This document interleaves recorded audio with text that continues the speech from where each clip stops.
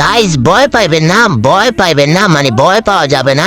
এখানে আছে বাংলাদেশের অধিকাংশ জুন পুষার গাইজ। একটা ম্যাচের ভিতরে বাংলাদেশের অধিকাংশ জুন পুষার।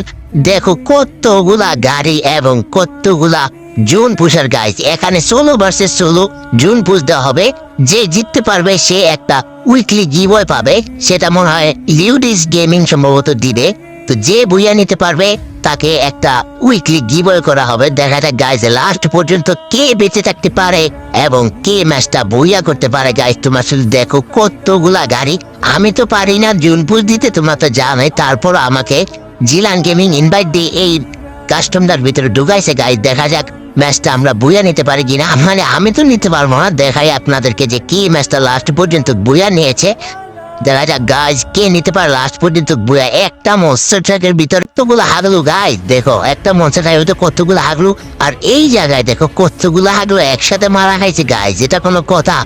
একসাথে কতগুলো হাগলু মারা খাইছে। তো এই জায়গায় আমার কাছে 2টা সুপার মেডকিট আছে আর 6টা নর্মাল মেডকিট আছে। আমি টুকনা জমাইতে পারলাম না, তো পারলাম না, কোনো কিচ্ছু করতে পারলাম না গাইজ। তো দেখা যাক কি হয় এই ম্যাচের ভিতরে। অনেকক্ষণ সার্ভাইভ করলাম, এখন আমার মেডকিট আছে আর 2টা। তো 2টাই শেষ, আমি জয় বাংলা হয়ে গেছি। এখন দেখা যাক এই জায়গায় একটা হাগলু আছে। দেখা যাক এই দেখো ভাই, এই জায়গায় আমি আপনাদেরকে একটা মজার ঘটনা দেখাই। এই দেখেন একটা গাড়ি থেকে 3টা হাগলু নামবে সম্ভবত।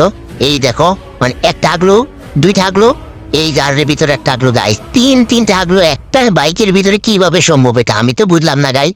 একটা হাগলু ওই যে মানে 2টা হাগলু এখন দেখায়, কিন্তু একটু আগে দেখা যায় 3টা হাগলু, আমি বুঝলাম না কিছু।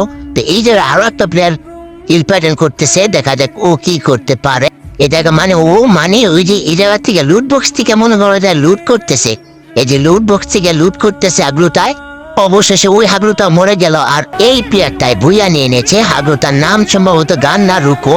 হাগলুটার ম্যাচটা বুইয়া করে নিয়েছে গাইজ। তো আপনাদের কাছে এরকম জুন পুষের ভিডিও কেমন লাগছে সবাই কমেন্টে বলে যাবেন গাইজ। আল্লাহ হাফেজ। ভিডিও ভালো লাগলে কিন্তু লাইক কমেন্ট শেয়ার করবেন গাইজ।